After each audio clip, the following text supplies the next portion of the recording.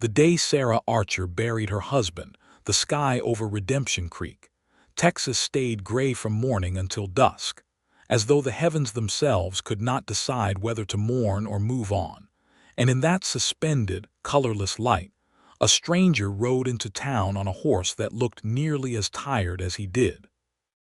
It was the spring of 1878, and Redemption Creek sat in the hill country of central Texas like a town that had been placed there by accident and had never quite figured out what to do with itself. The main street ran a quarter-mile between a livery stable and a church with a cracked bell, and between those two bookends sat a general store, a land office, a saloon called the Red Spur, a small school that doubled as a meeting hall, and a scattering of homes and businesses that had grown up without much plan or ceremony. The population hovered somewhere around 300 souls, depending on the season and depending on who was passing through. Sarah Archer stood at the edge of the cemetery on the eastern hill when the stranger arrived, though she did not see him come. She was staring at the mound of fresh, dark earth that covered her husband, Thomas Archer, 34 years old, gone from a fever that had started as a cough and finished its work in 11 days. Thomas had been a good man. A quiet man who had built their ranch house with his own hands, who had planted an orchard of peach trees along the south fence, who had spoken to their daughter Clara the way most men spoke to their sons, with seriousness and respect and an expectation that she would amount to something fine. He had been Sarah's partner in every sense, and now the ground had him, and Sarah at 28 stood with Clara pressed against her hip, and she felt the particular silence that comes not from the absence of noise, but from the absence of someone who had always been there.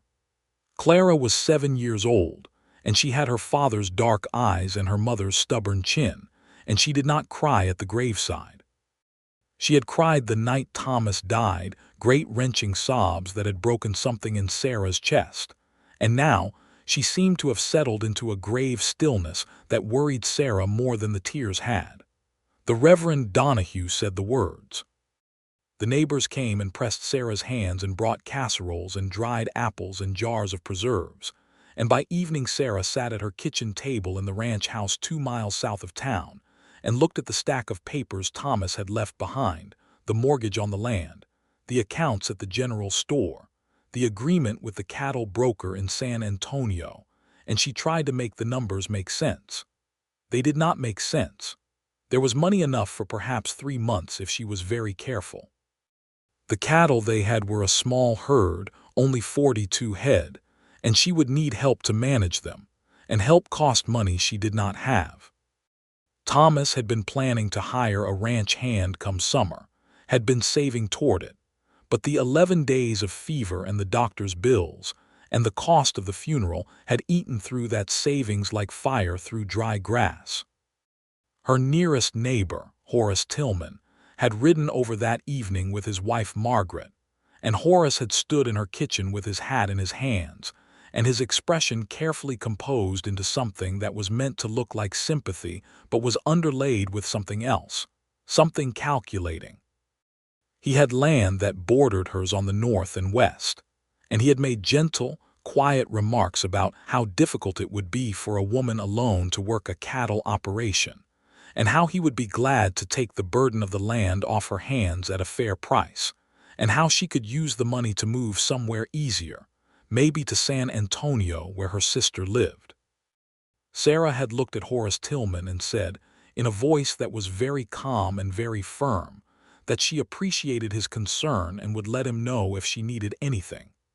Horace and Margaret had gone home, and Sarah had sat alone in the kitchen until well past midnight, and by the time she went to bed, she had decided 2 things.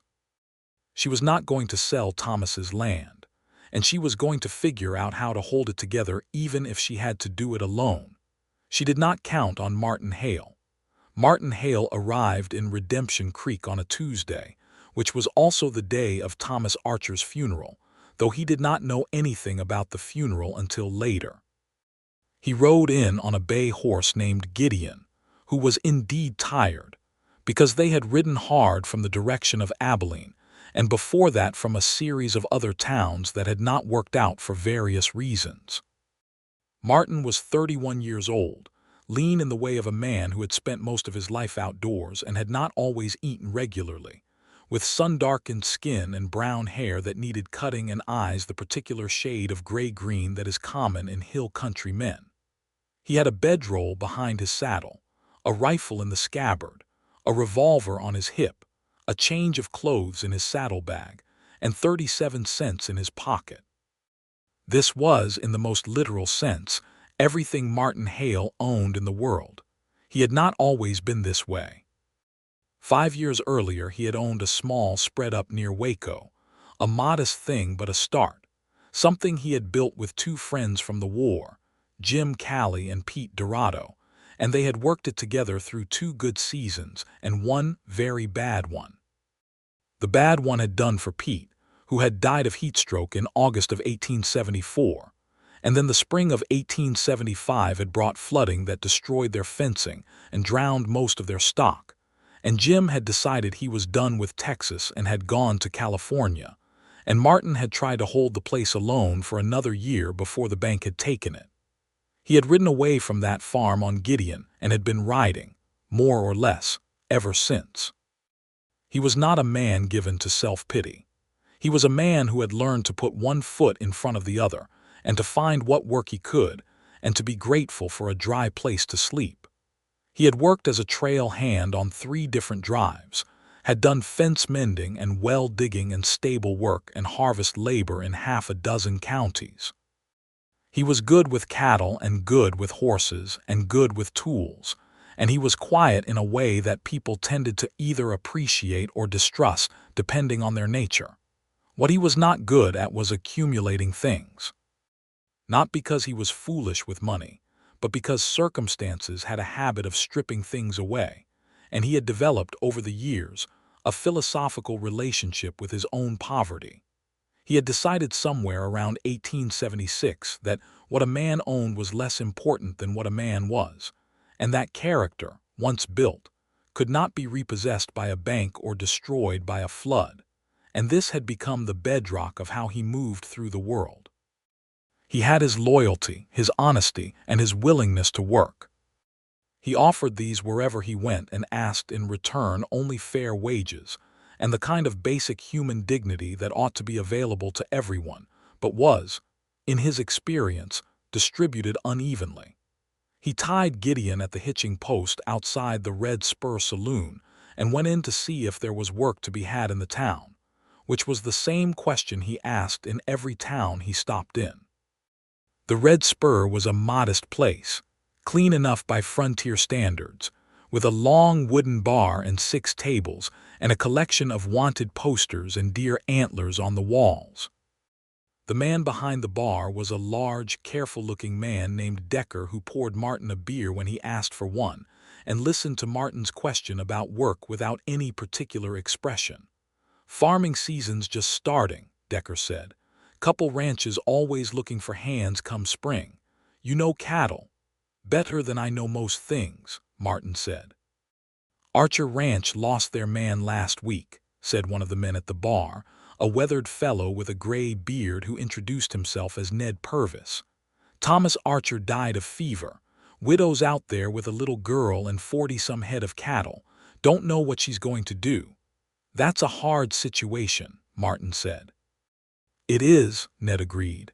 "She's a capable woman, Sarah Archer is, but you can't run a cattle operation alone, especially not come branding season." Martin drank his beer and thought about this. He slept that night in the livery stable, which Decker had arranged with the stable owner at a reduced rate in exchange for Martin helping muck out the stalls in the morning. And in the morning he did exactly that. And then he asked Ned Purvis, who was apparently a man who spent considerable time at the Red Spur at all hours, for directions to the Archer Ranch. "You thinking of going out there?" Ned asked.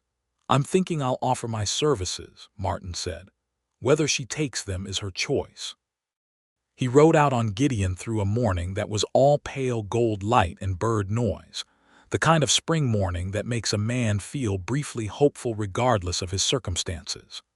The road to the Archer Ranch wound south through cedar and live oak, the land rolling gently in the way of the Texas hill country, the creek visible in flashes of silver through the trees.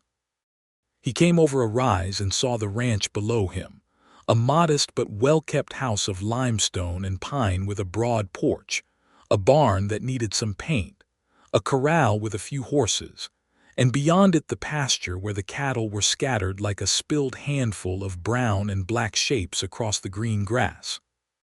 He could see a woman in the garden beside the house, and he could see that she had a hoe in her hands and was working the soil with the focused, purposeful movement of someone who uses labor as a way of not thinking about pain. He rode down slowly, so as not to startle her, and when he was close enough he stopped Gideon and removed his hat and said, "Good morning, ma'am. I'm sorry to bother you. My name is Martin Hale, and I heard you might be in need of a ranch hand." Sarah Archer straightened and looked at him. She was, he saw immediately, a striking woman, not in the way that draws immediate attention but in the way that rewards sustained looking, with dark auburn hair pulled back practically under a wide-brimmed hat, a face that might have been pretty in repose but was currently set in the particular expression of a woman who has been through a considerable amount and is not in the mood for nonsense. Her eyes were the color of good amber, and they assessed him with frank directness. "I heard you've been in town one day," she said. "News travels fast in Redemption Creek." "I find it usually does," Martin said. "I also heard you've got 37 cents and a tired horse," she said, which made his eyebrows go up slightly. "Ned Purvis is thorough," he said.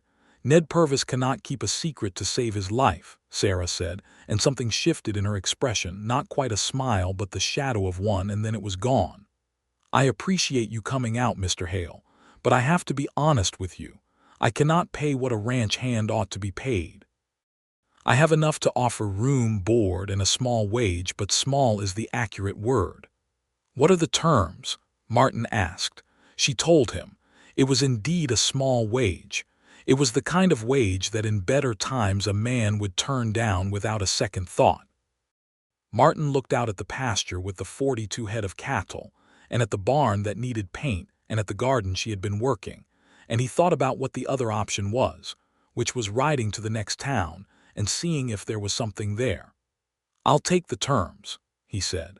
Sarah looked at him for a long moment, and he had the sense she was trying to determine whether he was trustworthy or merely desperate, and he also had the sense she was not sure those things were mutually exclusive. "My daughter is 7 years old," she said. "Her name is Clara. She has just lost her father and she is not doing well. I will not have anyone on this property who is anything less than completely decent. If there's anything in your past that I should know about, I'd rather hear it now." It was a forthright question and it deserved a forthright answer, and Martin gave it one. He told her about the farm near Waco, about Pete and Jim, about the bank taking it, about the years since. He did not embellish and he did not minimize. He told her he had no criminal record and had never intentionally harmed a person who did not deserve it, and he told her that the last part was a reference to a situation in Abilene 2 years ago where a man had been mistreating a horse and Martin had intervened with more force than was strictly legal, and that the matter had been settled and he had moved on. Sarah listened to all of this without interrupting. When he finished, she said, "The bunkhouse is behind the barn. It has a stove and a cot and a window that doesn't quite close all the way. You can start this afternoon if you're willing." He was willing. That first afternoon Martin spent assessing the property. He walked the fence lines and found 3 places where the wire was down or damaged. He looked at the barn roof and found 2 sections of bad shingles. He examined the well and found that the rope needed replacing before it broke and dropped a bucket 40 feet into the dark. He made a list on a scrap of paper he found in the bunkhouse, wrote it all down in the careful, slightly crooked handwriting of a man who had taught himself to read and write from a single Bible and a borrowed almanac, and in the evening he brought the list to the porch where Sarah was sitting after dinner. She read the list without expression, then looked up. "You found all this in one afternoon." "I wasn't trying to be thorough," he said. "These were just the things that needed immediate attention." "Most of them I already knew about," she said. Thomas was going to get to them this summer. There was a silence. The word Thomas landed in the space between them with the particular weight of a name that was also a grief. "I can start on the fence tomorrow morning," Martin said. "Cattle's the priority with spring grass, but the fence needs to come first or you'll spend your spring chasing strays." "I know how cattle work, Mr. Hale," Sarah said, and her voice was dry but not unkind. "I know you do," he said. "I wasn't trying to explain, I was trying to think aloud." Another silence, this one slightly different in texture. Then she said, "There's coffee in the mornings at 5:30. I don't cook for the hired hand, but there's always coffee." "I can cook for myself," he said. "Thank you for the coffee." He went back to the bunkhouse, and he lay on the cot and listened to the quiet of the Texas hill country at night, the insects and the owls and the distant sound of cattle, and he thought that this was, despite everything, not a bad place to be. Clara Archer appeared in Martin's life the next morning like a small, suspicious storm. She was 7, as Sarah had said, with her mother's auburn hair worn in 2 braids and her father's dark eyes and an expression of assessing gravity that was remarkable in someone so small. She appeared at the fence of the corral while Martin was leading Gideon out for a morning drink, and she stood there with her arms folded and stared at him. "You're the new man," she said. "I am," Martin said. "My name is Martin Hale." "My mama says you're poor," Clara said. "She's not wrong," Martin agreed. "My papa died," Clara said. "I know," Martin said. "I'm very sorry." "Why are you sorry?" Clara asked, with the particular directness of a child who has been thinking hard about the world and is not satisfied with the easy answers adults tend to offer. "You didn't know him." Martin considered this seriously. "Because your papa being gone means there's less good in the world than there was before," he said. "And that's worth being sorry about, whether you knew the person or not." Clara looked at him for a long moment with those dark, serious eyes. Then she unfolded her arms and said, "Gideon is a funny name for a horse." "He's a biblical horse," Martin said, and led Gideon to the water trough. Clara followed at a careful distance and watched while Gideon drank. "Can I touch him?" "You can. He's gentle." She put her small hand on Gideon's nose with the cautious tenderness of a child who is afraid of something but is not going to let that stop her, and Gideon blew softly through his nostrils, and Clara made a sound that was the closest thing to a laugh that Martin had heard from her, and then she walked away without looking at him again, as though the laugh had embarrassed her. The first week established a rhythm. Martin was up before dawn and had fence sections replaced and the barn roof patched by the end of the 3rd day. And by the end of the week the well rope was new, and the corral gate had been rehung so it actually latched. He worked without being asked and without requiring supervision, and he had the particular competence of a man who has done a great variety of hard physical work and knows how to approach a problem without fuss. Sarah noticed all of this. He could tell she noticed, because she watched without appearing to watch, and occasionally she would appear at a task he was working on and ask a specific question about his approach, and her questions were always intelligent and showed that she understood the work. She was out with the cattle in the mornings herself, riding a good solid mare named Dust, and she handled the cattle with confidence. She could rope adequately and ride well, and she had a calm authority with animals that Martin recognized as something you could not teach, a quality of stillness and patience that came from inside. He worked alongside her on the mornings when the cattle needed moving or checking, and they worked together easily, without many words, which was the best possible way to tell if 2 people were going to be able to work together at all. There were hard moments. There was the evening of the end of the 1st week when Clara did not come in for supper and Sarah went quiet with a focused, controlled fear, and Martin went out into the dusk and found Clara sitting in the peach orchard along the south fence, in the last tree her father had planted, sitting in the fork of the branches with her arms around her knees. He did not tell her to come inside. He sat down at the base of the tree and said, "Your mama is worried." "I know," Clara said. "Do you want to talk?" He asked. "No," she said. Then, after a pause, "He used to sit here with me. We used to watch the deer come out at dusk."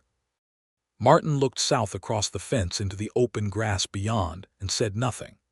After a while, a doe and 2 yearlings came out of the cedars and moved across the grass, and they both watched until the deer disappeared, and then Clara climbed down from the tree and walked back to the house without saying anything else, but she walked closer to Martin than she had before. There was the afternoon when Horace Tillman came by again. Martin was replacing a board on the barn when Tillman rode up with his ranch foreman, a hard-faced man named Garrity, and Tillman asked where Mrs. Archer was in a tone that suggested he expected Martin to jump and fetch her. Martin leaned on the board he was holding and looked at Tillman steadily. "She's inside," Martin said. "I'll let her know you're here." He went inside and told Sarah, who came out with her jaw set in a particular way that Martin was already learning to recognize as the face she wore when she was choosing her words very carefully. Tillman repeated his offer about the land, this time with specific numbers, and Sarah repeated her answer, this time with no softening of the tone at all. Tillman looked at Martin in the way of a man who resents a witness, and said something about how he hoped Mrs. Archer had made sure of the character of the man she'd hired. "Martin Hale has done more good work in 1 week than this ranch has needed done in months," Sarah said. "His character is his own business and mine, not yours." Tillman left and Garrity left with him, and Sarah stood on the porch watching them go with that same fixed jaw and those amber eyes very still, and Martin said, "He's going to come back." "I know he is," she said. "He's been after this land for 2 years. Thomas didn't trust him and I trust him less." "Is there anything irregular about your claim here? Anything he could challenge?" She looked at him. "The mortgage is with the Bank of Galveston. We're current on payments. Thomas filed the deed properly through the land office here in town. It's all in order." "Then the law is on your side," Martin said. "The law is what Horace Tillman's money says it is, a lot of the time," Sarah said, and she was not wrong, and Martin knew she was not wrong, and they both stood with that knowledge for a moment before she went back inside. He did not forget that conversation. The weeks turned and the land came into full spring, and the peach trees in the orchard bloomed white and pink, and filled the evening air with a sweetness that Martin had not smelled in years, and that made him feel, for reasons he could not have exactly explained, both happy and sad at the same time. He learned the rhythms of the Archer ranch the way he learned everything, slowly and thoroughly, until he understood each of the 42 cattle by sight and disposition, knew which sections of the pasture held water longest after a rain and which dried out fastest, knew that the bay mare Dust had a tendency to favor her left foreleg when the weather was changing, and that Clara's favorite spot in the barn was the corner behind the hay where a barn cat named General Jackson had produced a litter of kittens in early April. He spent time with Clara without planning it. She was a child who needed presence rather than conversation, and he had learned this about her quickly. She would appear near wherever he was working and busy herself with some small task of her own, and this proximity was her way of testing whether the presence was safe, and he let her test it without making it a thing she had to feel embarrassed about. She began, gradually, to talk more. She told him about school, which she attended 3 days a week in town, and about her friend Lily whose father owned the general store, and about the things she and her father had done together, the fishing in the creek and the deer watching, and the way Thomas had been teaching her to identify stars by name. One evening, Martin sat outside the bunkhouse cleaning his rifle, and Clara came and sat on the fence and watched him, and he started naming the stars as they appeared, and she listened with the concentrated attention she gave to everything she considered worth attending to. And then she began correcting him when he was wrong, because Thomas had apparently taught her well, and Martin took the corrections without resentment, and she seemed to approve of this. "My papa said you have to be honest even when it's embarrassing," Clara said. "Your papa sounds like he was a wise man," Martin said.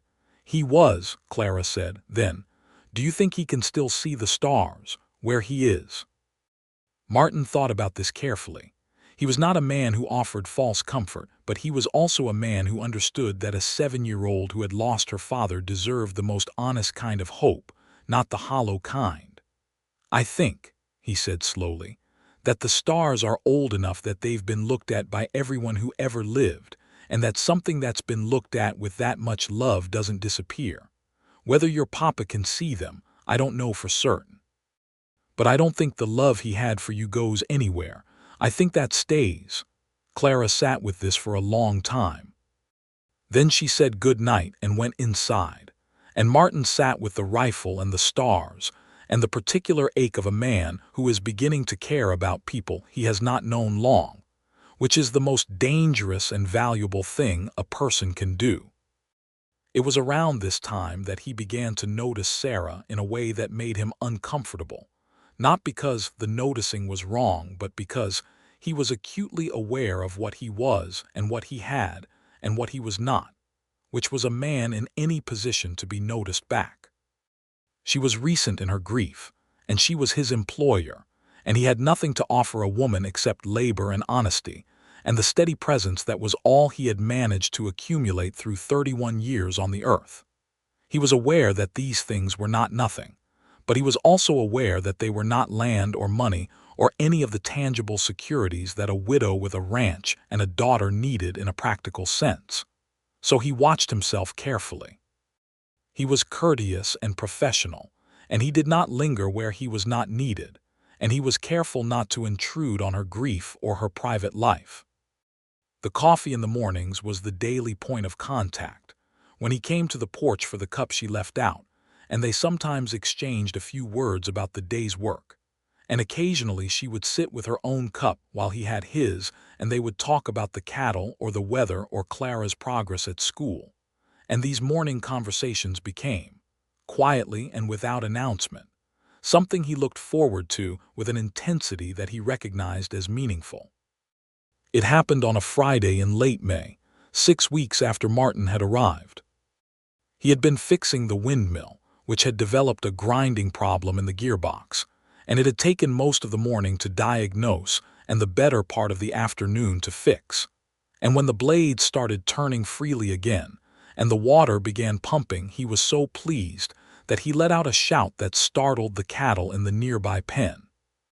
He climbed down from the windmill platform and found Sarah standing below, having apparently come out to see what the shouting was about, and she was looking up at the turning blades with an expression that was unguarded, relief and something else mixed together. And when she looked at him, her eyes were bright in a way that had nothing to do with grief. "It works," she said. "It works," he confirmed, and he was grinning, and she was almost smiling, and for a moment they stood close together in the good smell of machine oil and spring air, and the moment stretched itself out in a way that both of them noticed and neither of them addressed. "Thank you," she said. "Thomas tried to fix that twice and couldn't solve it." "It was a small thing once I figured out what it was," Martin said, and then immediately felt foolish for minimizing it and said, "I mean, it took me half a day to figure out what it was, so I suppose it wasn't entirely small." She laughed. It was the first time he had heard her laugh, a real laugh, and it was the kind of laugh that transformed the whole face, and Martin felt something shift in his chest that he was not ready for and did not know what to do with, and he looked away at the windmill and told himself to be sensible. That evening Sarah came to the bunkhouse door, which she had never done before. She knocked, and he opened it, and she was holding a plate with a piece of apple pie on it. "Clara insisted," she said. "She said you deserved pie for fixing the windmill." "That's very kind of Clara," Martin said. "Yes," Sarah said. There was a pause.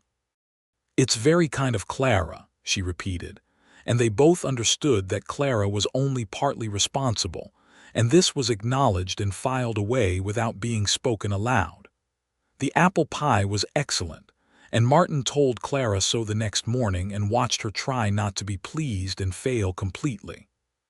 The summer came in hard and hot, as Texas summers do, with a particular fierce quality to the heat that presses down on the land from early morning and does not relent until well after dark. Martin worked the days with a steady efficiency, and the herd was in good shape, and the ranch was functioning in a way it had not been since before Thomas got sick. He knew this because of the careful ledger Sarah kept, which she had shown him one evening when she was trying to work out whether they could afford to sell part of the herd in the fall, or needed to keep all of it through the winter. He had sat at the table with her and gone through the numbers, and he had suggested a strategy of selling the older steers in September, and using the proceeds to pay forward on the mortgage, and replace the sections of fencing on the east boundary that were the most deteriorated. And she had considered this, and said she thought he was right, and they had worked out the plan together at the table while Clara slept in the next room and the candle burned low. And when they were done and the plan was settled on paper, Sarah had looked at the ledger and then at him and said, "Thomas would have liked you, I think." Martin did not say anything for a moment. Then he said, "That's a considerable compliment." "It is," she said. "I don't give them carelessly." He believed her. The complication came in July in the form of a man named Reuben Cross, who was Horace Tillman's lawyer and who arrived in Redemption Creek from San Antonio with a sheaf of papers and an expression of professional neutrality that fooled no one. He brought with him a survey of the Archer land that had some subtle but significant differences from the survey that had been filed with the land office when Thomas Archer had purchased the property. And he presented this to the Bank of Galveston's local agent with the suggestion that there was a boundary dispute that needed resolving before the bank could continue to consider the mortgage on the Archer property to be in good standing. It was a complicated piece of legal maneuvering, the kind that was possible in 1878 in rural Texas when a man had money and a clever lawyer. And Sarah came to Martin with the papers on a Sunday afternoon when the heat was at its worst, and he was sitting in the shade of the barn repairing a bridle, and he could see from the set of her face that it was serious. He read the papers carefully. He was not a lawyer and had no legal training, but he was a man who had once lost a farm to a bank, and had since educated himself with some thoroughness on the ways that property could be taken from a person through legal and semi-legal means, and he could see what Tillman was doing. "He's claiming a strip of your east boundary is actually his," Martin said. "If he can establish that, it changes where your fence can legally sit, and if your fence is over the line, the bank can call the survey on your mortgage into question." "And what does that mean in practical terms?" Sarah asked. "In practical terms, it means they can make the mortgage difficult," Martin said carefully. "They can require a new survey at your expense, and if the survey doesn't resolve in your favor, they can potentially call the loan early."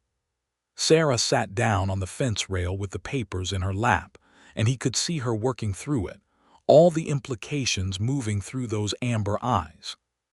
"Is he right about the boundary?" she asked. "Let me look at the survey lines," Martin said.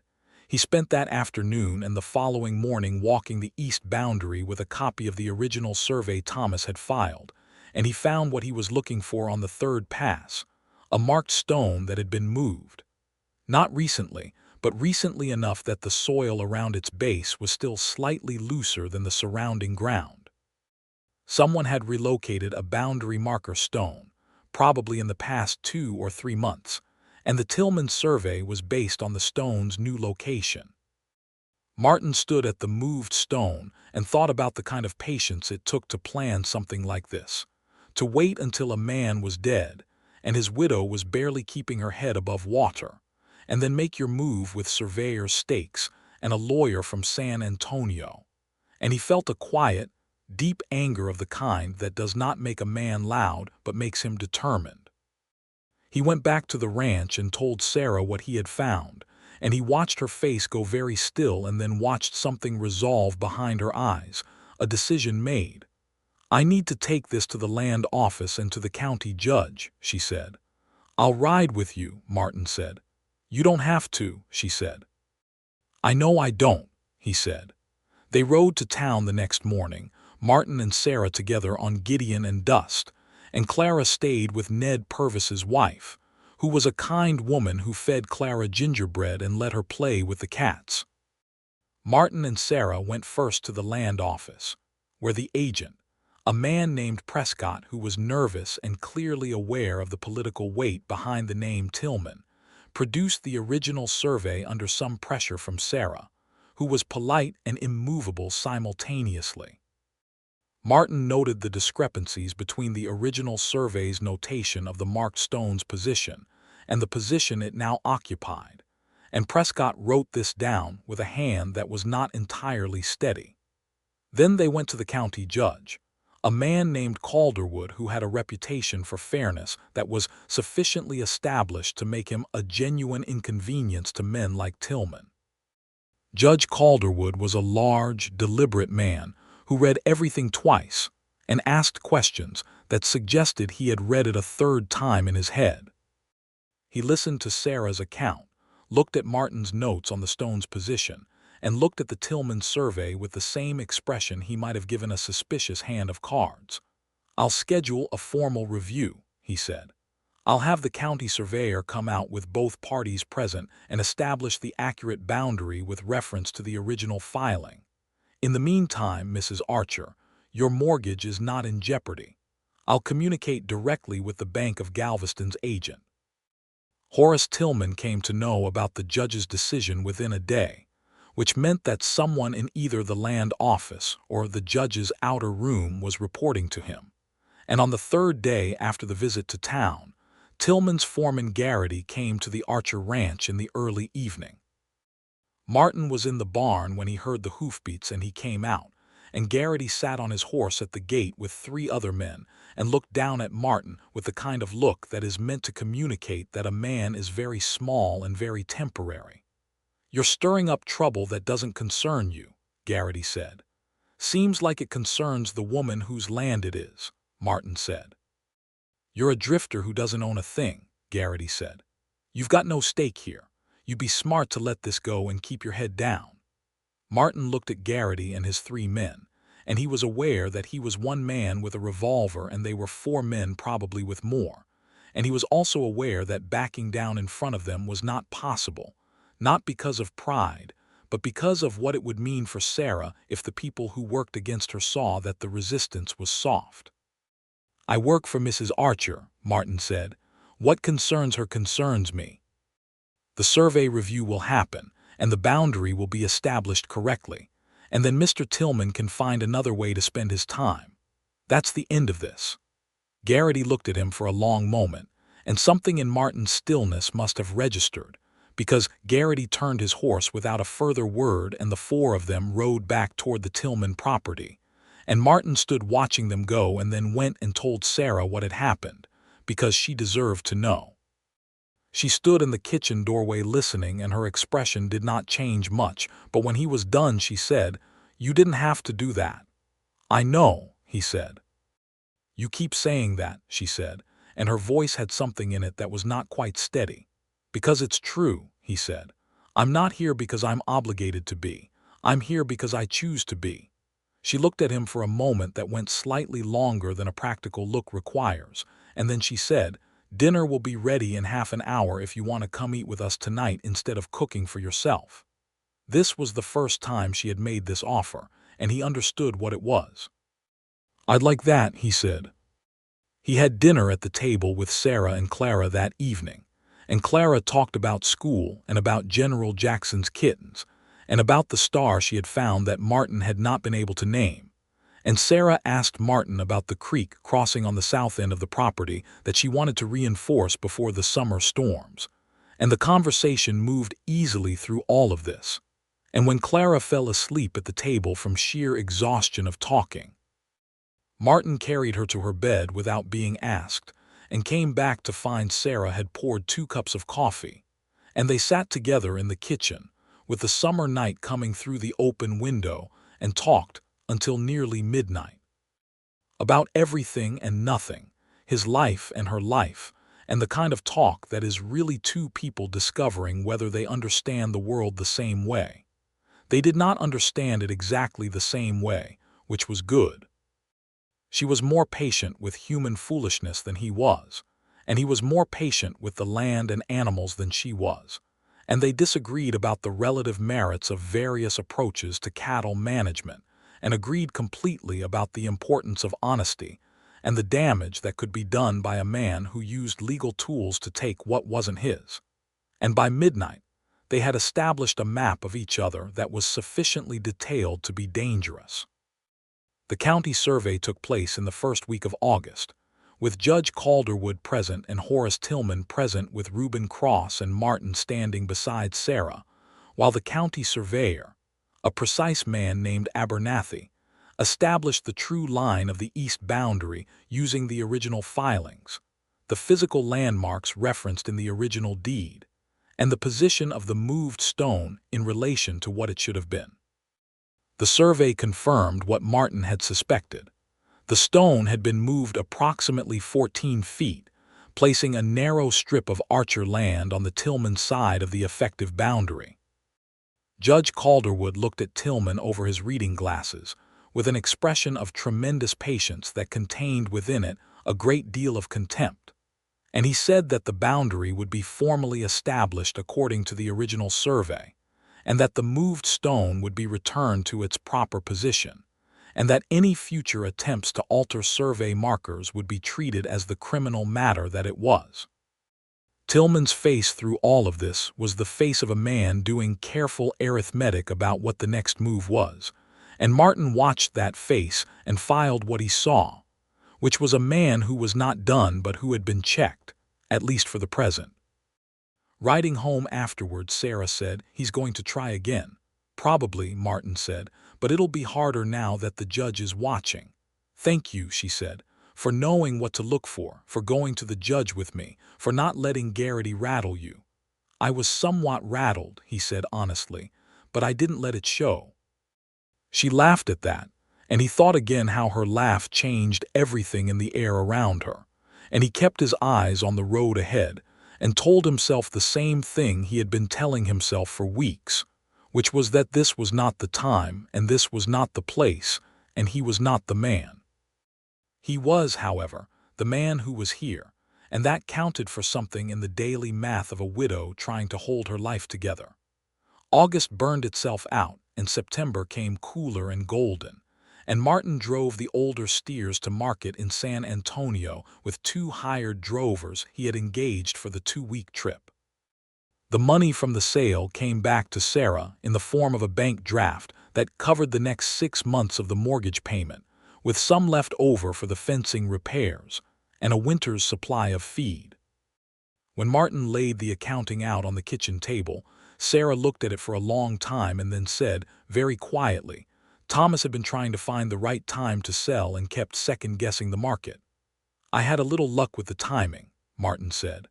"I don't think it was mostly luck," she said. He did not argue with her. He was learning that Sarah did not offer assessments carelessly, and the thing to do when she offered one was to receive it honestly. The fall settled into the ranch with the particular warmth that fall brings to the Texas hill country, the softened light and the smell of cedar, and the way the evenings come earlier and slower. Martin repaired the east boundary fencing and painted the barn and winterized the water pipes and cut and stacked firewood enough for 2 hard months. And in the evenings, he increasingly ate dinner with Sarah and Clara at the table in the warm kitchen. And afterward Clara would do her lessons at the table and Sarah would mend or read, and Martin would sit with them in the lamplight, and it felt, to all 3 of them without any of them saying it aloud, like something that was forming itself into a shape they had not planned. Clara made it explicit first, as children will. She was doing her arithmetic at the table one evening and she looked up at Martin with the direct, assessing eyes that were her most defining feature and said, "Are you going to stay?" The kitchen went very quiet. Sarah looked up from the shirt she was mending. "What do you mean by stay?" Martin asked, which was a careful answer. "I mean, are you going to stay here?" Clara said. "Or are you going to go somewhere else like the other ranch hands do?" "I don't have any plans to go anywhere," Martin said. "That's not the same as staying," Clara said, with a precision that was remarkable in a 7-year-old and was entirely her own. Martin looked at Clara and then, despite himself, he looked at Sarah, and Sarah was looking at him, and the look that passed between them was the kind that says everything that has been carefully not said for months. "I'd like to stay," Martin said, "if there's a reason to."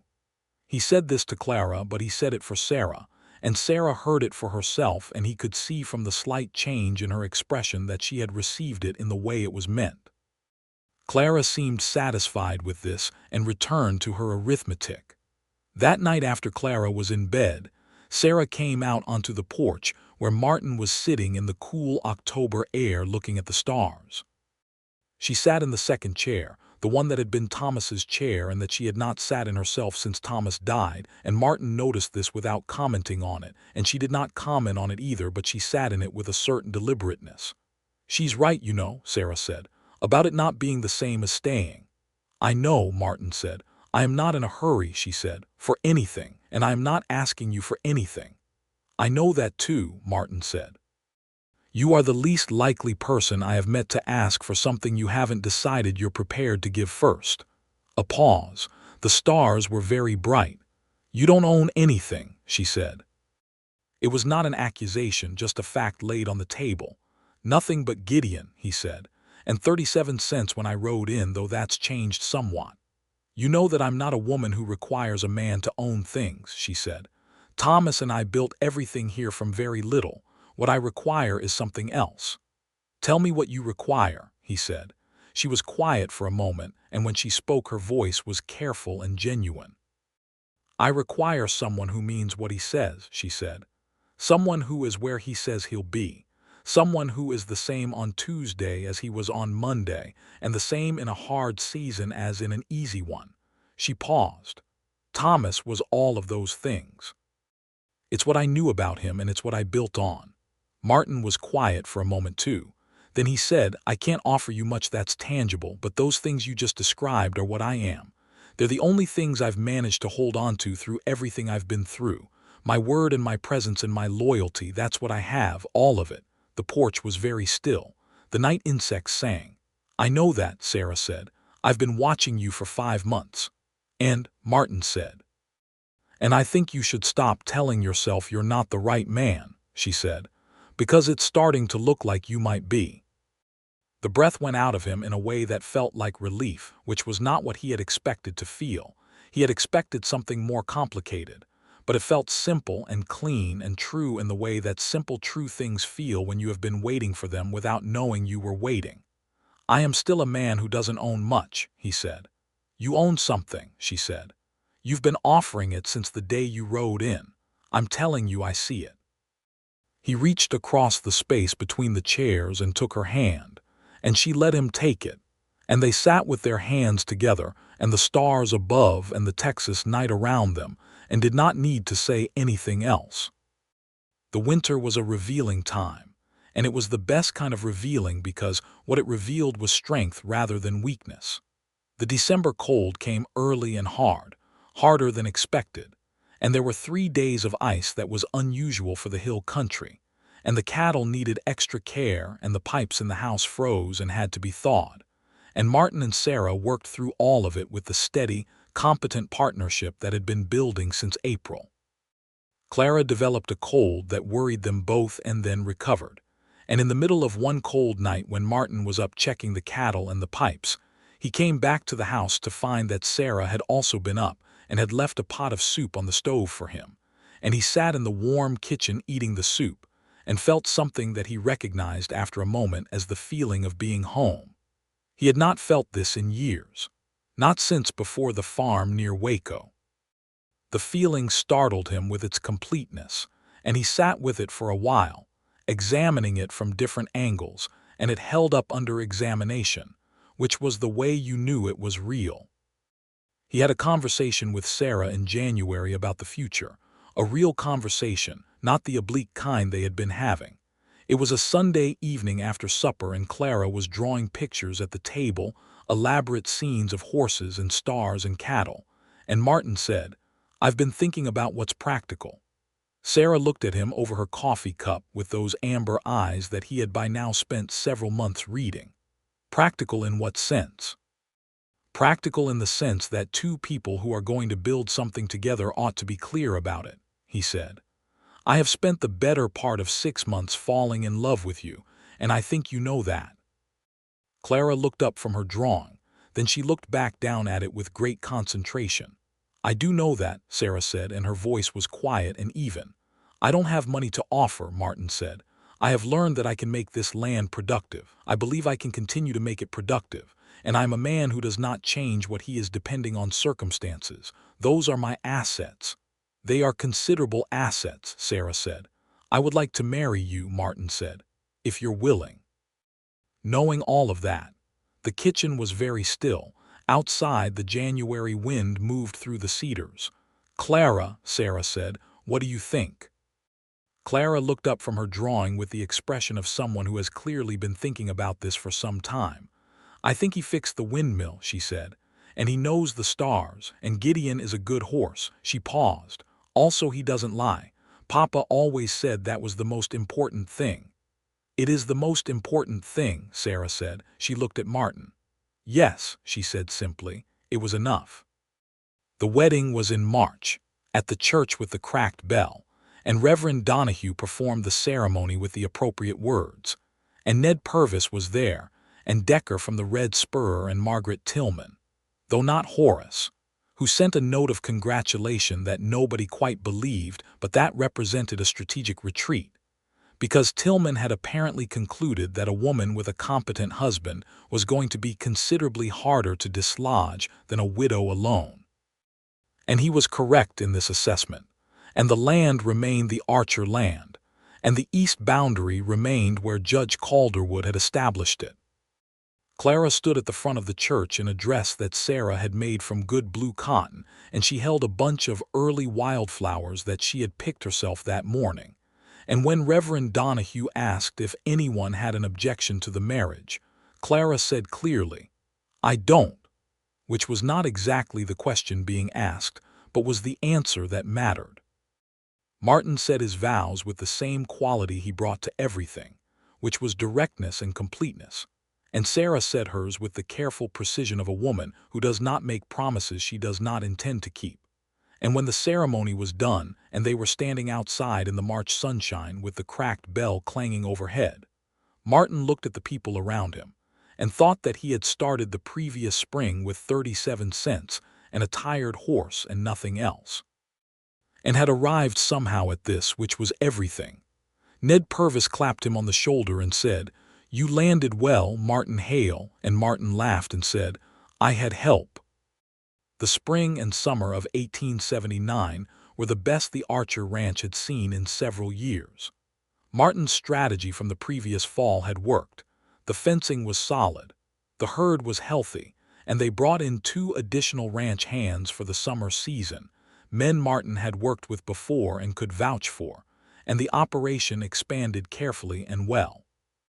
Martin was not the owner of the ranch in the legal sense, which was Sarah's land and always would be, but he was its partner in every practical sense, and this suited him completely. He had never been a man who needed his name on a deed to feel that a place was his. He needed to work it and care for it, and have it be the place where the people he loved were, and all of that was true.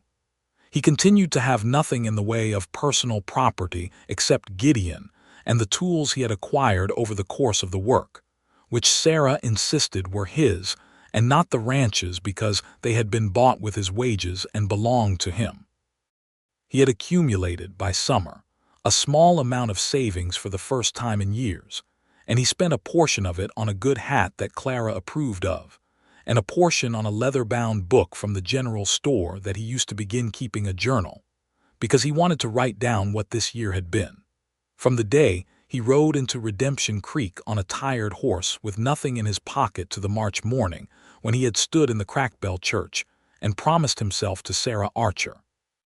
He was not a naturally literary man, but he was honest, and the journal was honest, and the act of writing in it each evening in the bunkhouse, which was now simply called the room because he slept in the house with Sarah, was something he found meaningful.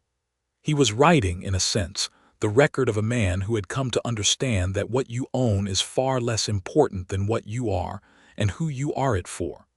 Clara thrived through that summer. She was 8 by June, and she had grown taller and was attending school all 5 days, and had become the best reader in her class, which her teacher, Mrs. Holman, reported to Sarah with an enthusiasm that suggested Mrs. Holman appreciated a good reader the way Martin appreciated a well-fixed windmill. She had adopted one of General Jackson's kittens, a gray tabby she had named Thomas, which Martin had observed in silence, and which had made Sarah's eyes go bright with a feeling that was both grief and love simultaneously. Thomas, the cat, became Clara's devoted companion and slept on her bed and regarded Martin with the usual feline assessment before eventually conceding that he was acceptable. In the fall of 1879, Sarah told Martin, one evening on the porch in the manner that had become their established way of sharing important things, that she was expecting a child. She told him quietly and directly, in the way she said everything, and watched his face, and what she saw there was apparently sufficient because she smiled, and he pulled her close and they sat together in the October dark with the cedars moving in the wind, and he thought he had no right to so much good fortune and was going to accept it gratefully anyway. Their son was born in May of 1880, a month before the anniversary of Martin's arrival in Redemption Creek. They named him James Thomas Hale, the James for Martin's friend Jim Calley, who had gone to California and who Martin still thought of with fondness, and the Thomas for the man who had built this place and planted the peach orchard and taught his daughter to watch deer at dusk, and to be honest even when it was embarrassing. It felt right to carry both names forward, the living and the dead, and Sarah wept when Martin suggested it and agreed immediately. James was a vigorous baby with Martin's gray-green eyes and Sarah's stubborn chin, and the general temperament of a person who has a great many opinions and intends to express all of them.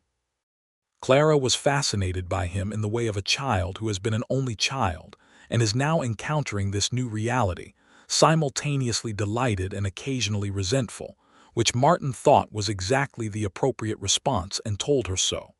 It's very normal to feel both things, he told her one afternoon when she had come to find him in the barn after James had cried through her attempt to concentrate on her reading. He is very loud, Clara said. He is, Martin agreed. He gets that from your mother, Clara processed this. Mama isn't loud. Not at ordinary times, Martin said, but when she has something to say, she says it with her whole self. James has that quality. He just hasn't learned yet how to deploy it with subtlety.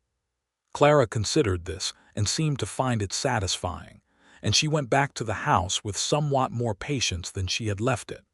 Horace Tillman sold his ranch in the autumn of 1880 and moved to San Antonio, which everyone in Redemption Creek learned about with varying degrees of relief. The land was purchased by a family from Missouri, the Greens, who had a son around Clara's age and 2 younger children, and were immediately good neighbors in the way that the Tillmans had never been. The Greens had no interest in the Archer boundary, which was well established and fenced, and they came to an arrangement with Martin about shared use of the creek crossing that benefited both properties, and this was the end of that particular chapter of anxiety. The year 1881 brought a drought that tested everyone in the hill country, as droughts in that country will. The creek ran low, and the grass dried early, and Martin had to make hard decisions about the herd, selling more cattle earlier than planned to preserve the ones they could sustain through the dry months. It was a lean year financially, though not a desperate one, because the careful work of the previous 2 years had created a margin that could absorb a bad season without destroying the whole. Sarah and Martin sat at the table many evenings with the ledger, and it was hard work, but it was work they did together. And there was a particular intimacy in that kind of partnership, in the shared weight of difficulty, that Martin found he valued as much as any of the easier times. James walked and talked and got into a remarkable variety of trouble for someone so small. He pulled General Jackson's tail and was educated about the consequences. He wandered toward the water trough and was redirected. He made friends with a field mouse that Clara found deeply unsettling, and Martin found secretly entertaining. He developed, by the time he was 2, the confident physical certainty of a child who has learned that the world is generally safe, and Martin watched this in him with a quiet, profound gratitude, because it meant that James had been given something that not everyone received, which was the experience of consistent, reliable love from the people around him.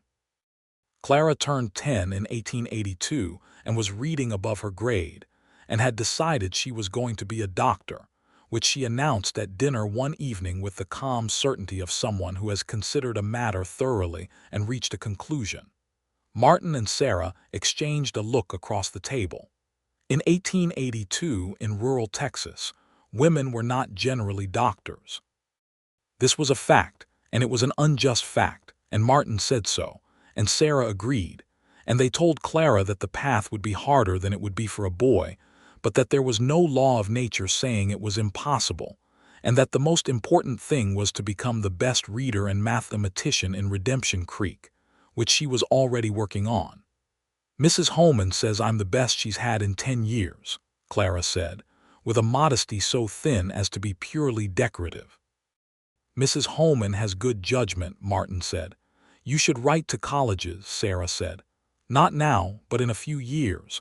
There are schools that accept women. It's rare, but it happens." Clara looked at her mother with those dark, serious eyes that she would carry all her life. "You really think I could?" "I think you're the most determined person in this family," Sarah said, which was saying something, "and that counts more than most people will tell you it does."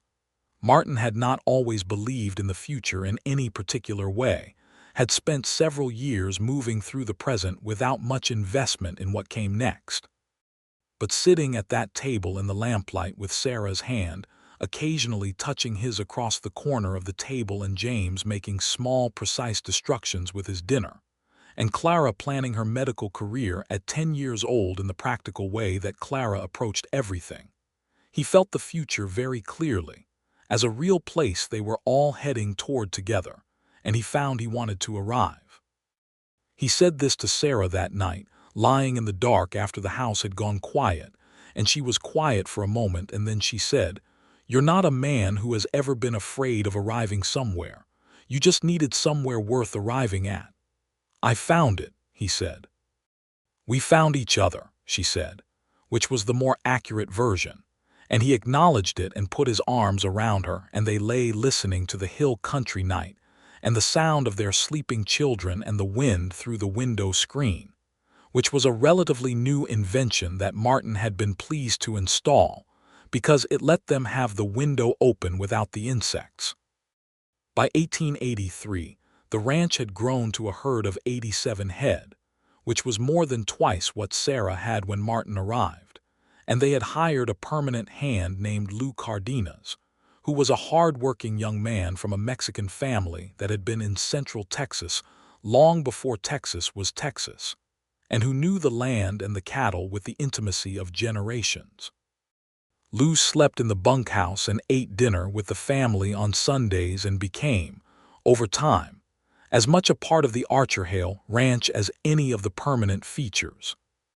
He had a gift with horses that exceeded even Martin's, and Clara decided she approved of him after he correctly identified a star she tested him with, which was her standard for approval and had never changed. Martin took Lou's steady presence as an opportunity to think about the next thing, which was the south pasture that had been underused because it lacked reliable water. He spent a winter planning and a spring building a small stock tank at the low point of the south pasture, doing much of the earthwork himself with Lou's help, and when the spring rains filled it and the cattle began using it, the south pasture became viable grazing land that effectively expanded their capacity by a third. Sarah called this the pond with great satisfaction every time she mentioned it, and Martin was content to have built it without needing it called anything particular.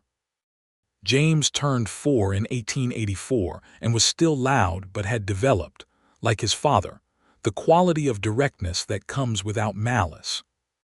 He adored Clara with the uncomplicated, absolute devotion of a little brother, who has decided that his sister is the most reliable person in the world, and Clara bore this adoration with increasingly less pretense of finding it inconvenient. She helped him with letters and numbers in the evenings, and told him the star names with the same patience Martin had shown her, and Martin watched this inheritance pass from one generation to the next, and found it as moving as anything in his life. In the summer of 1884, Sarah came to Martin on the porch one evening with the same careful expression she had worn when she told him about James, and he knew before she spoke what she was going to say, and he felt the same uncomplicated gratitude that he had felt the first time, and their daughter was born in the winter of 1884, in December. During a rainstorm that beat on the roof of the house that Thomas Archer had built with his own hands, and that Martin Hale had maintained and extended, and that now sheltered a family that Thomas had started and Martin had joined, and that had grown in directions neither of them could have predicted. They named her Ruth Eleanor Hale, for Martin's mother Eleanor, who had died when he was young and whom he had thought of with longing all his life, and for the biblical Ruth, who had the particular quality of fidelity that Martin admired, who had said to another woman, "Where you go I will go, and your people shall be my people," which was the kind of loyalty that asked for nothing and gave everything, and which was, when he thought about it, the closest description he had found for what he had been offering since the day he rode into Redemption Creek on Gideon with 37 cents, and decided that this widow with her hoe and her amber eyes and her 7-year-old daughter with the serious face was worth staying for. Ruth was a quiet baby, which surprised everyone given the precedent set by James, and she grew into a quiet child with Martin's gray-green eyes who watched the world with the patience of someone keeping a record of everything she saw. Clara was 14 when Ruth was born, and took to her with the devoted seriousness she brought to everything she decided mattered. And James at 4 was uncertain about this new development for approximately 2 days before deciding Ruth was his specific person, and that his role was to protect her, which he undertook with a thoroughness that Sarah found touching and Martin found occasionally hazardous, when James's protection involved climbing to considerable heights to retrieve things Ruth had pointed at. The years built on each other the way good years do, not with drama or sudden transformations, but with the steady accumulation of ordinary moments that, taken together, constitute a life. The peach orchard that Thomas Archer had planted along the south fence matured through the 1880s into a beautiful, productive thing, 12 trees heavy with fruit each summer, and Sarah put up preserves and Martin, and the children picked with buckets on the warm mornings of late summer. And there was a particular afternoon in the summer of 1885 when all 4 children, Clara and James and Ruth, and the small boy from the Green Ranch who spent most of his time at the Archer Hale property anyway, were in the orchard eating peaches faster than they went in the buckets, and Martin stood at the edge of the orchard and watched them, and Sarah came to stand beside him and took his hand without looking at him, and he thought about the day in the spring of 1878 when he had ridden down the hill into this valley on a tired horse with his 37 cents, and his worn clothes and the only things that could not be taken from him. And he thought that loyalty, the kind that is given freely and without condition, and sustained through hard seasons and easy ones alike, was the most generative thing a person could offer. It had not bought the land or built the house or planted the orchard, but it had made all of it mean something, and in the end meaning was what a life was made of. He squeezed Sarah's hand, and she leaned slightly against him, and James threw a peach pit at the green boy, and Clara intervened with authority, and Ruth sat in the grass and looked at a beetle with the focused attention of a future natural scientist. "I keep thinking about the day you rode in," Sarah said. "So do I," Martin said. "You looked like the kind of man who had been through enough to know what mattered," she said. "I was," he said.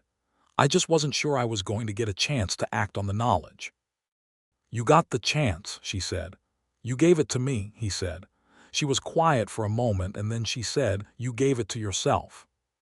You rode up to a grieving widow's house and offered to help, knowing the pay was poor and the work was hard and the situation was uncertain. I didn't give you anything you hadn't already earned." He looked at her, at the face he had looked at for 7 years, at the auburn hair that was beginning to show a thread of gray at the temple that she was entirely untroubled by, at the amber eyes that he could read as well now as he could read the land or the sky or the movement of cattle, and he thought that she was the most straightforwardly wonderful person he had ever known, and that he had not deserved the luck of finding her, and was going to spend the rest of his life being worthy of the finding. "You want to know what I had when I rode in," he said. "I know what you had," she said. 37 cents and a tired horse. "And the rest," he said. She looked at him. "The loyalty," he said. "That was what I had. The rest of it I had none of, but I had that and I gave it to you and it turned out to be enough." She lifted his hand and held it to her cheek for a moment, warm skin against calloused fingers, and then she put it down and said, "More than enough, Martin Hale, more than enough." Clara got into a college in the fall of 1890. She was 18 years old and she had written letters to every institution she could find that accepted women students, and she received an acceptance from a women's college in Massachusetts that had a program for pre-medical studies, and she came to Martin and Sarah with the letter in her hand, and her dark eyes very bright, and she said, "I need to go a very long way from here." Sarah read the letter and wept, and Martin read it and felt the particular bittersweet pride of a parent watching a child become the thing they were always going to be. They talked about it seriously for several evenings, the cost, the distance, the logistics, and Sarah said it was possible if they used the savings they had been setting aside, and Martin said they would manage whatever needed managing, and Clara said she intended to come back when she was a doctor and practice medicine in the hill country, because that was where the people she loved were.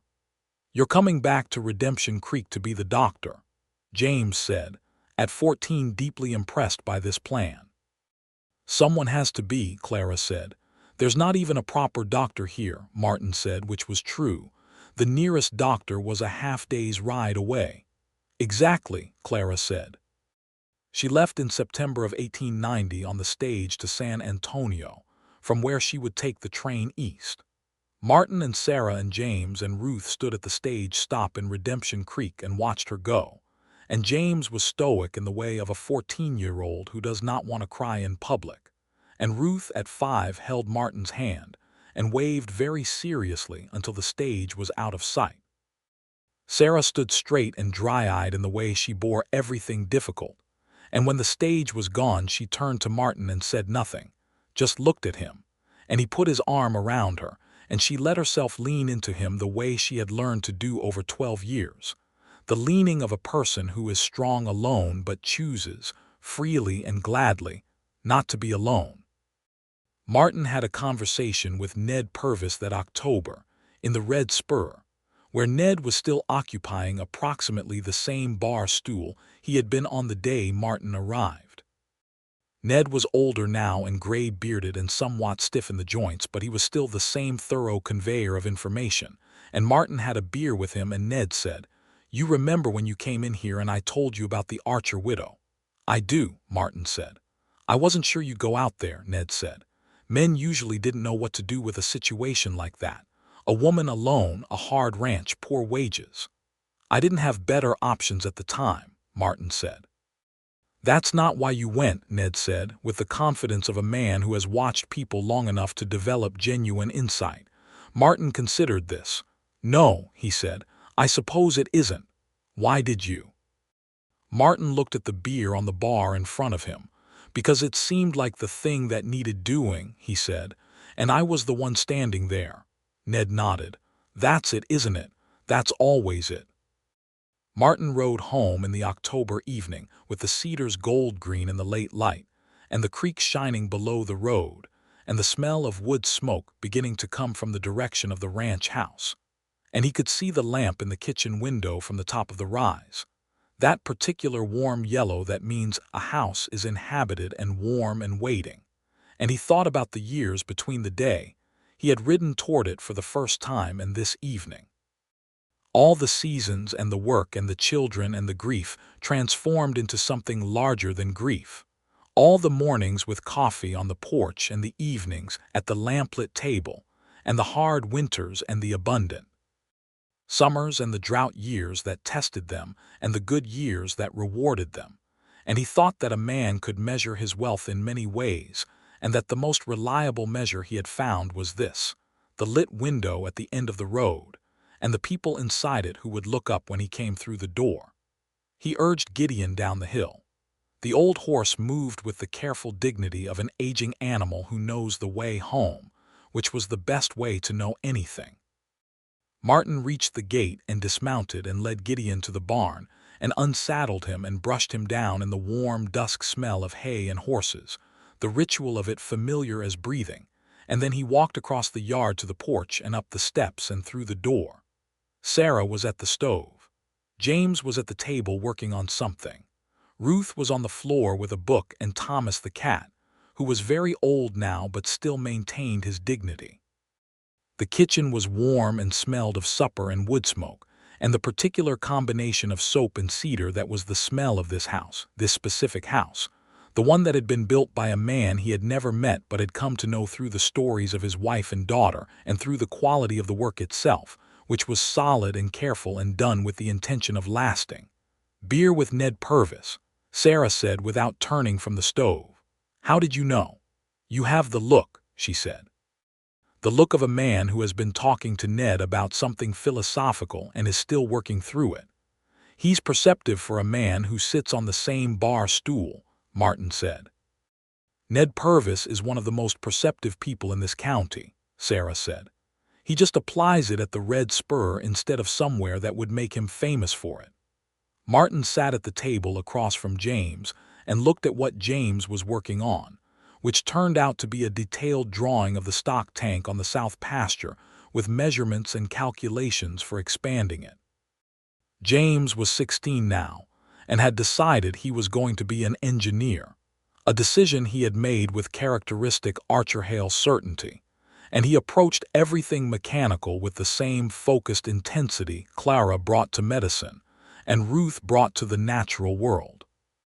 "This would give us another 30% capacity," James said, pushing the drawing toward Martin.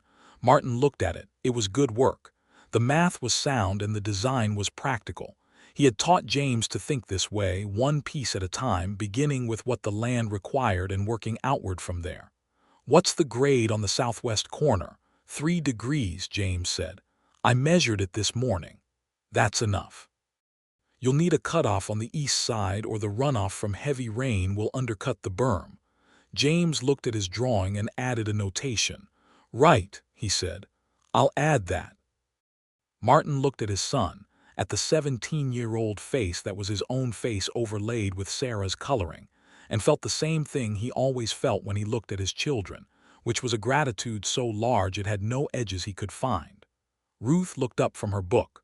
"Papa," she said, in the serious way she said everything, "is it true that there are more stars than there are grains of sand?" "Some people believe that," Martin said. "Whether it's true is a question that's larger than I can answer." "How would you find out?" Ruth asked.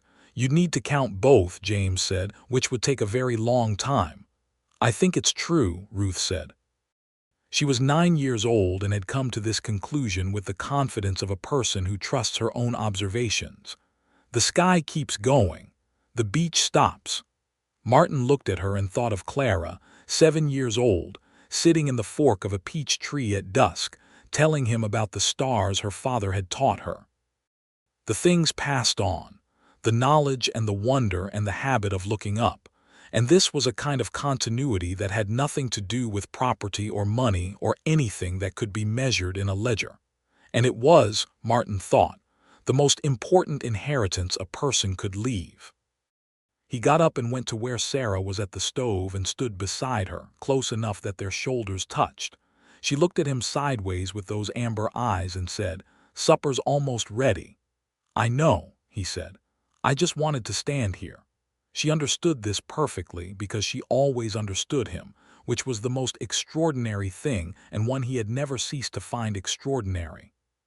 She moved slightly so their arms were against each other and went on stirring the pot, and he stood beside her in the warm kitchen with the sound of his children talking behind him and the smell of supper, and the feel of her beside him, solid and real and chosen.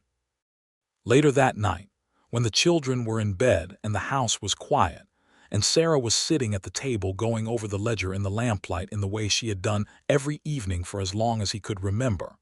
Martin sat across from her and picked up the journal he kept and looked at what he had written the previous evening, which was an account of a good day in the life of a ranch in the hill country of Texas in the year 1890, and he turned to a new page and wrote, "What a man has in the end is what he gives. I had loyalty. I gave it. Everything that followed from that giving is the whole of what I have been, and it is enough, and it is more than enough." He closed the journal and looked at Sarah, and she looked up from the ledger, and their eyes met across the table, and she said, "Something worth writing down." "Everything," he said. She smiled at him, the full smile, the one that had come so rarely in those early months and now came freely and easily and still transformed everything in the room when it appeared. And she went back to the ledger and he went back to the journal, and the lamp burned steadily between them. And outside the hill country settled into its September dark, the creek running low but running, the peach orchard done with its fruit for the year and resting. The cattle settled in the south pasture by the stock tank that had grown the ranch, the long fence lined secure, the barn painted and solid, the house that Thomas Archer had built and Martin Hale had kept standing through 12 years of weather. And work, holding all of them inside it, warm and lit and permanent as anything in this life can be permanent, which is to say not forever but long enough to matter, long enough to be a story worth telling, long enough to be what Martin Hale had always known a life should be, built not on what a man owns but on what a man is, and sustained, above all other things, by the loyalty he offers without condition to the people he chooses to be loyal to. That was what he had ridden into Redemption Creek with. That was what he had offered, without fully knowing he was offering it. On the morning he had stopped Gideon at the gate of the Archer property and removed his hat and asked Sarah if she needed a hand. That was what she had recognized in him, slowly and carefully, and with the thoroughness of a woman who did not commit to anything she had not examined from every angle. And that was what had made everything else possible, the repaired fence and the fixed windmill and the resolved boundary dispute and the good years and the hard years and the children who would carry pieces of both of them out into the world when the time came. The lamp burned. The ledger balanced. The journal held its record. The house was full of sleeping children and the particular piece of a place that has been chosen, worked, defended, and loved. Martin Hale, who had ridden in with 37 cents and a tired horse, and nothing else but the one thing that turned out to be sufficient, sat across from his wife in the golden lamplight of a September evening in 1890 and understood, with the quiet certainty of a man who has finished looking for things, that he had arrived.